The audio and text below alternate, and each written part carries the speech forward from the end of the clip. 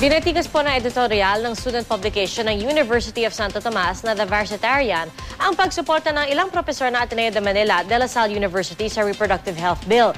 Umani naman ang magkakaibang reaksyon ng naturang editorial. Narito ang aking report.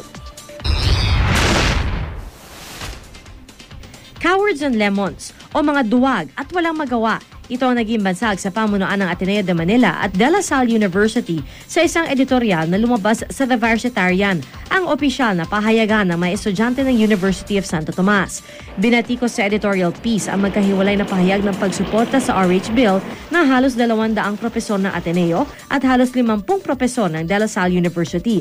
Paano raw na isasantabi ng mga propesor na Ateneo at La Salle ang masasamang epekto ng contraceptives, gayong di naman daw sila mga doktor.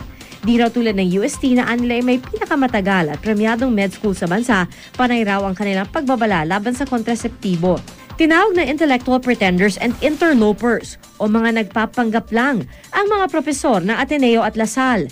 Pinuna rin sa editorial ang umano'y kakulangan ng aksyon ng mga Jesuita ng Ateneo at Christian Brothers ng La Salle sa paninita sa mga gurong sumusuporta sa RH Bill, lalo pat ang dalawang eskwelahan ay mga institusyong Katoliko. Buti na lang daw sa UST na palalahanan na ang mga propesor na sila'y pawang mga miyembro ng isang institusyong Katoliko at dapat nila itong igalang.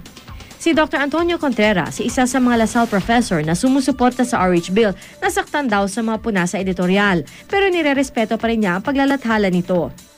Sana naman huwag tawagin ng kung ano-ano mga pangalan na nakaka-insulto. Nang medyo hindi katanggap-tanggap dun sa statement na para bagang kami ay dishonest intellectually.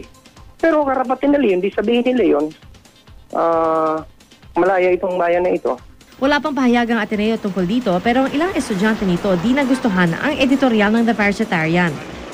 Honestly, ma'am, I don't think it's right for them naman talaga to say that because I believe in academic freedom.